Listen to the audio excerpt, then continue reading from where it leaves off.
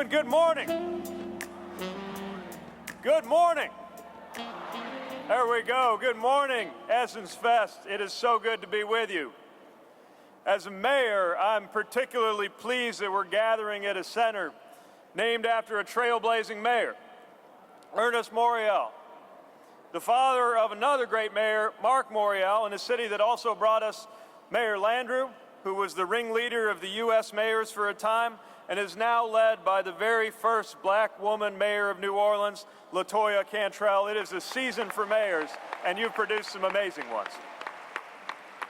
I want to thank Reverend Sharpton for the kind introduction, for your leadership, and for your insights whenever I reach out. And I want to thank and express my admiration for Michelle Ebanks, Richelieu Dennis, and the entire Essence team. Acquiring Essence, restoring its black ownership has been a tremendous contribution, and we all admire you a great deal.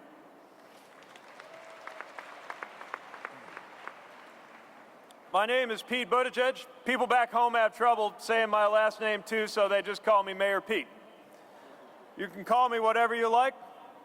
I want to take a few minutes to introduce myself, tell you what I believe, and why I'm running for president.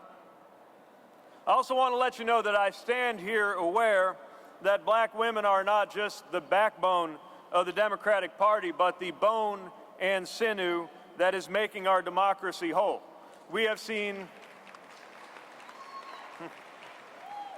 time and time again, especially in the last couple elections, that when black women mobilize, outcomes change, and we need some new outcomes at a time like this. Now, we need black women to rise up more than ever because we are living, I am convinced, in a moment that will decide not only what the next 3 or 4 years are like in American life, but the next 30 or 40. And a great deal is going to depend on whether we can tackle racial inequality in my lifetime. I say this as a mayor from a diverse city in the industrial Midwest. And I can tell you one story about how our city came back from the brink, not because I went around saying we're going to make South Bend great again, not by trying to turn the clock back to a past that was never that great anyway for a lot of us, but by focusing on the future. But I can also tell you about a story in which black residents of our own hometown have been excluded from the recovery of our city and of our country by the consequences of systemic racism. I'm running for president as a young American mayor in part because I believe the toughest issues we face locally are also the toughest issues we face nationally. Segregated neighborhoods, unequal schools, mass incarceration, economic exclusion, and we need national leadership that cares about cities and understands what we face.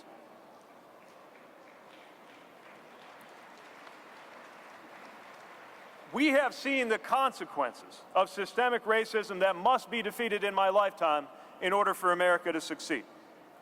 We know what we're up against in the criminal justice system, and concerns brought home to my community 3 weeks ago when we experienced the police shooting of a black man, Eric Logan. And I have challenged our police department to recognize all of the ways in which the uniform has been burdened by racism. But it goes beyond that. Our entire healthcare system is burdened by racism when black women are dying from maternal complications at 3 times the rate of white women. Your race should have absolutely no bearing on your life expectancy in this country. Our housing is burdened by racism, with neighborhoods segregated not by accident, but by federal policies enacted within living memory. Race should never, ever be an obstacle to living in any neighborhood that you choose.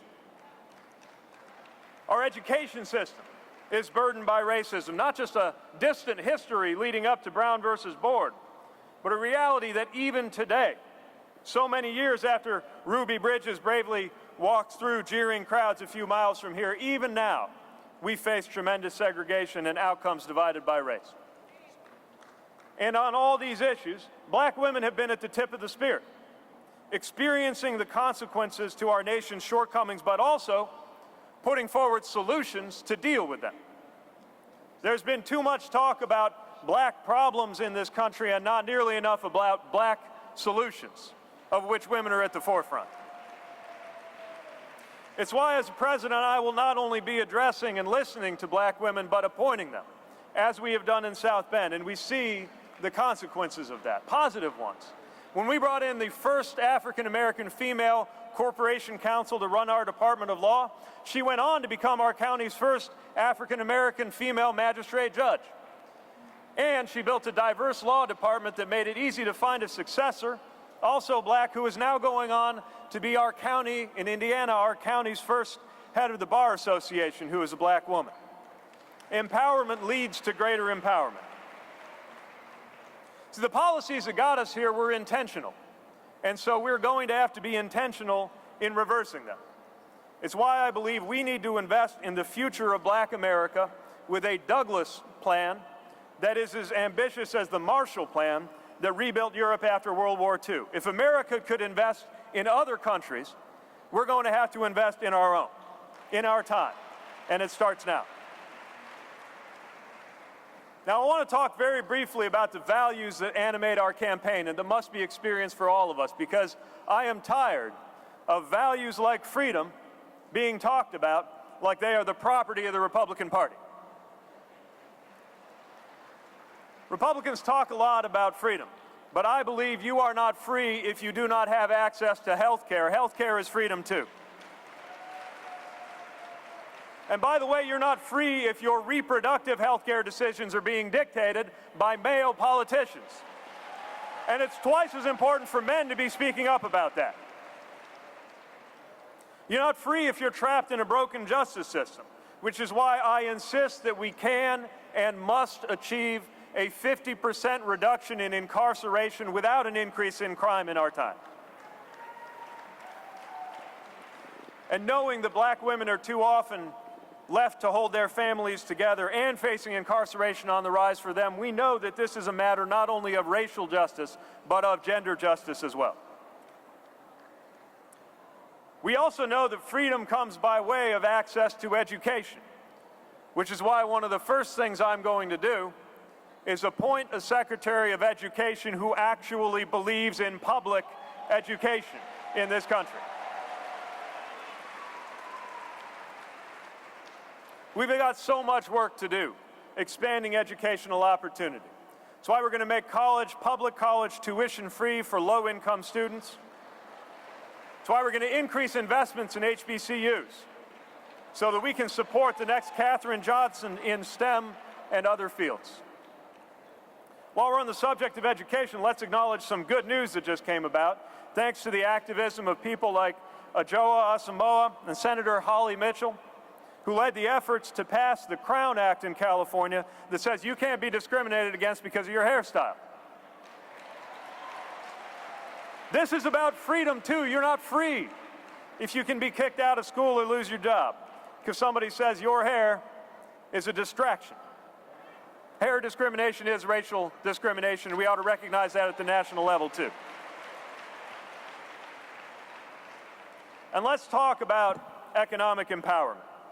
You know, women of color account for nearly half of all women-owned businesses. $386 billion of annual revenue, which means that we should continue lifting up women of color and black-owned enterprises, not just with our words, but with our dollars. It's why I believe we should put forward an initiative named after Madam C.J. Walker and Reginald Lewis, a Walker-Lewis initiative that would triple the number of entrepreneurs from underrepresented backgrounds within 10 years. We can do that, and we should. We'll have a debt for jobs plan so that every debt Pell-eligible student will have their college loans forgiven if they employ at least 3 people within 5 years of leaving school. And we will have an entrepreneurship fund to co-invest $10 billion in underrepresented entrepreneurs, creating opportunity for more Americans. This is what freedom looks like in the 21st century. We're not going to leave it to one party to talk about, any more than we're going to leave national security to one party to talk about. Because when I got off that plane that C-17 in Afghanistan while this president was working on season 7 of Celebrity Apprentice, I'm pretty sure the flag on my shoulder was not a Republican flag, it was an American flag.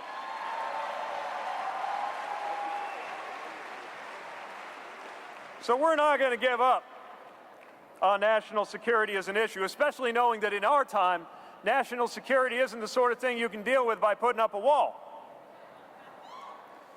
We are not safe until we have confronted and ended the threat of violent white nationalism in our time. Nor are we safe, New Orleans, if we have failed to recognize that climate disruption is a national security issue. So we're going to recognize freedom doesn't belong to one political party, security doesn't belong to one political party, and one more thing, God does not belong to a political party.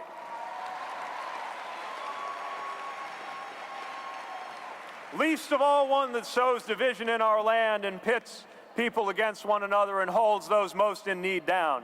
That is not in keeping with any faith tradition, certainly not the one I belong to. Now lastly, and I want to be brief here, but it's so important, we need to talk about democracy. Because we're not a democracy so long as racial and partisan gerrymandering allows politicians to pick their voters rather than the other way around.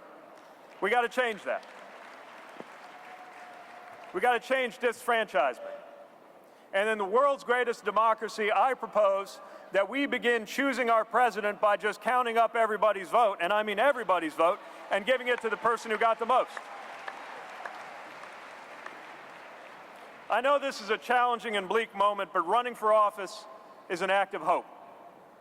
The Scripture tells us that faith is confidence in what we hope for and assurance about what we do not see.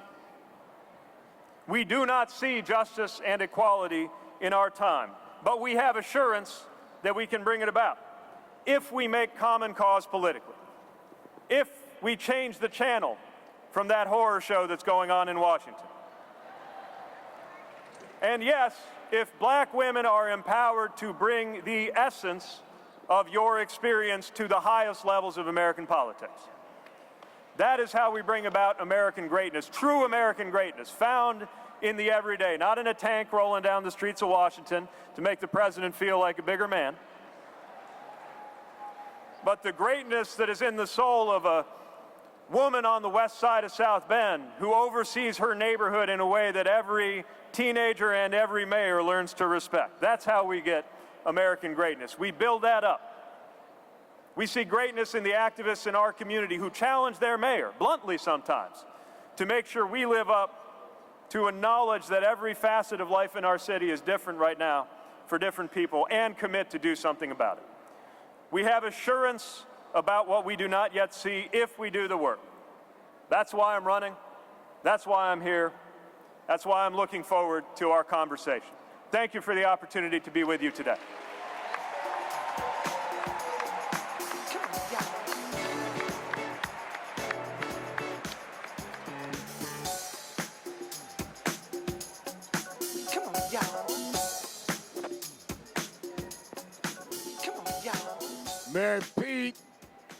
Mayor Pete Buttigieg, give him a hand, Buttigieg.